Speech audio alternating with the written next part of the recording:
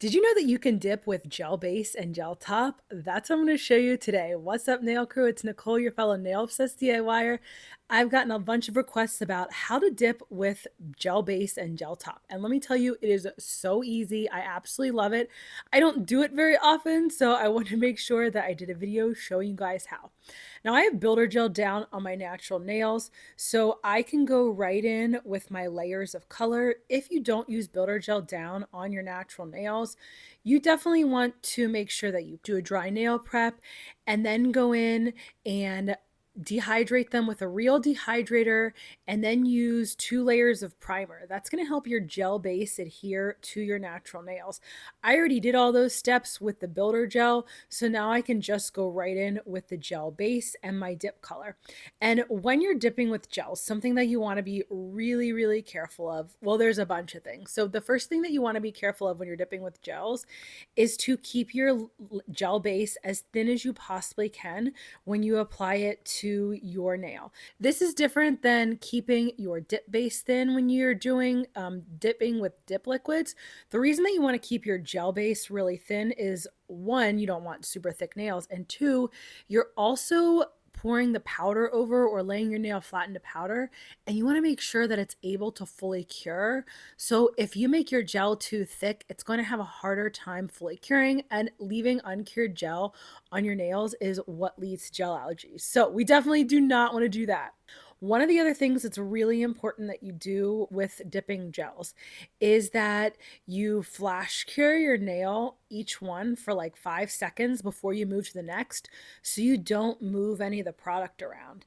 If you don't do the flash cure, then what ends up happening is some of the gel base can move around. It can get, it can get into your cuticles and it can just get overall messed up. Like all the things that you definitely don't want happening. That's another thing that really helps me is that I flash cure each nail for 5 seconds before I move to the next. And I like to pour the powders over for solids and shimmers.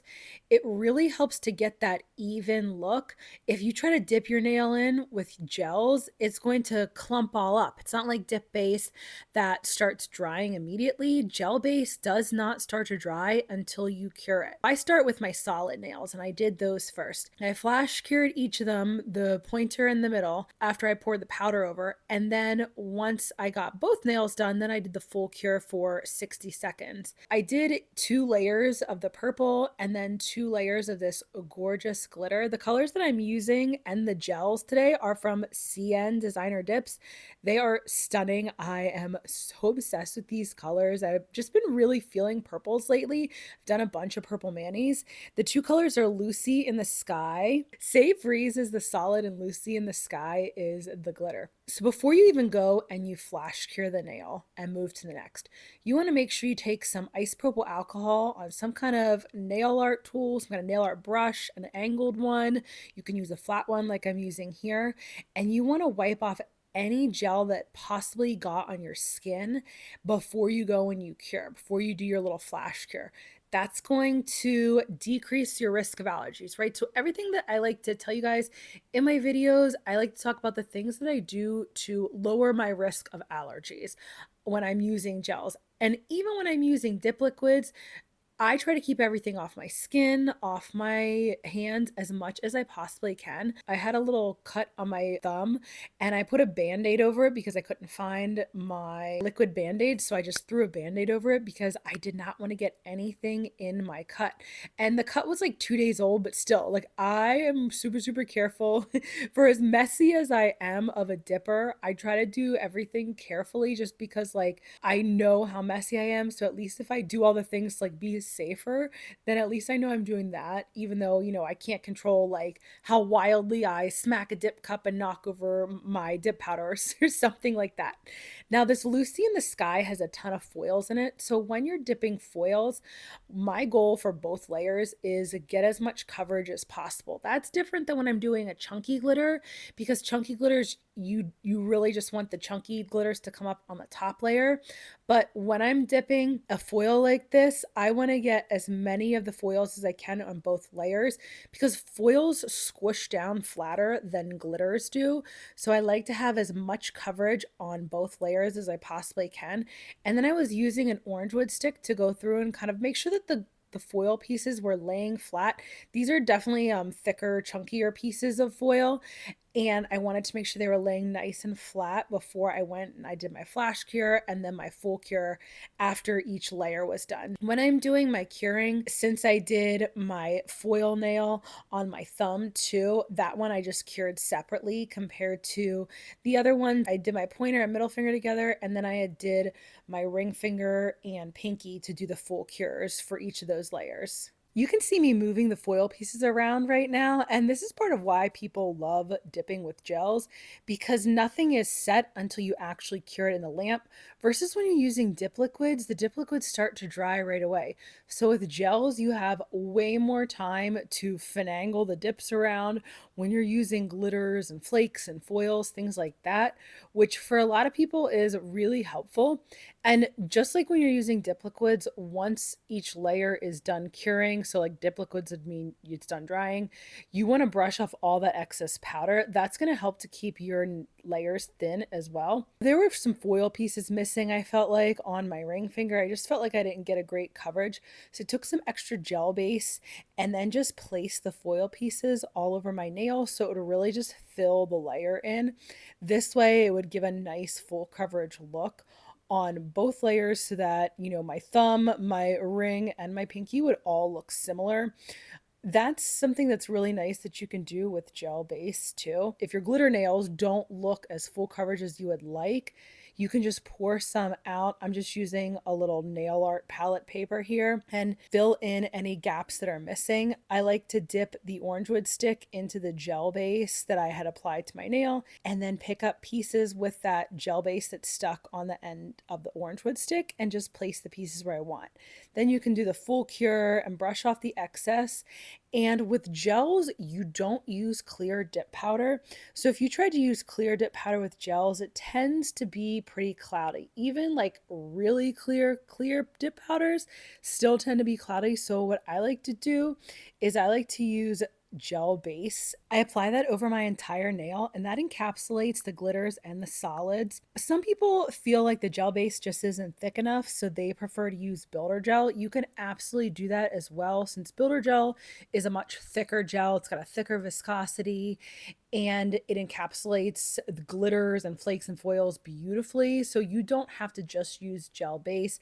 That's also another option, because once you cure the gel base or the builder gel, whichever you decide to use, you wipe off the tacky inhibition layer with isopropyl alcohol, use some kind of like either a paper towel or a lint-free wipe.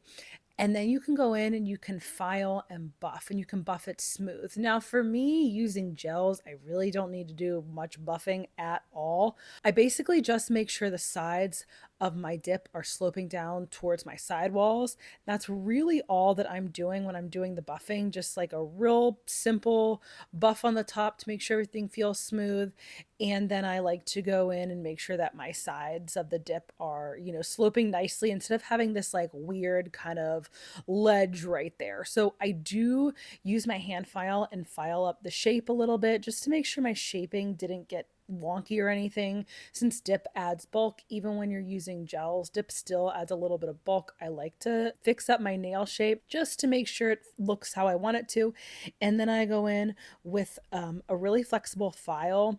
Some people like to use buffing blocks. Some people like to use the mini buffing blocks. For me, I have to use a really big flexible file because my hands are really big and it's just so much easier for me to use a big flexible file to do my buffing. All it is a giant buffing block. And I go in and make sure that everything is nice and smooth. This way, when I apply the gel base and gel top, it looks really nice and everything's all even. Some people don't do any buffing or filing. They just go right in with gel base and gel top. For me, I don't really do much, but I like to do a little. I think it's also force of habit too, that I feel like if I don't do it, my nails won't look right. But that's just a personal preference too. And I like like to use the nail drill bit to go around my cuticles and my sidewalls to make sure that I get those really nice clean cuticle lines and that like the lines on my sidewalls are really clean and even. I do this whether I'm using gels to dip or whether I'm using dip liquids to dip. This is my secret that I do not keep secret because I don't believe in gatekeeping. That's my secret to having perfect cuticle lines. Then once you're all done with that, you want to wipe your nails back off with isopropyl alcohol to get all the dust off. I prefer to use paper towels to wipe it off because I feel like I can, since they're bigger, I can really get into like all the little nooks and crannies of my nail before I go with gel base and gel top. Some people like to use a stiff nail brush to have the isopropyl alcohol all on it.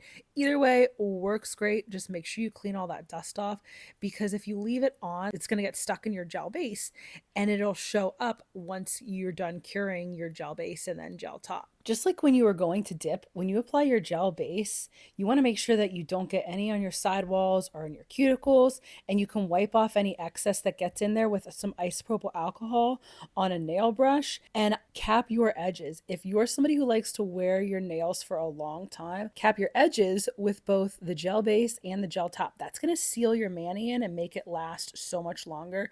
Now, I'm obviously only showing like a couple of my nails, but I do the same steps for all of them. I do the gel base on my nails, I cap the edges, I wipe off any of the excess gel that got on it, and then I go in and I do the full cure for both the gel base and the gel top. Now check out this next video and I will teach you how to dip with dip liquids. Thanks for joining me today, nail crew.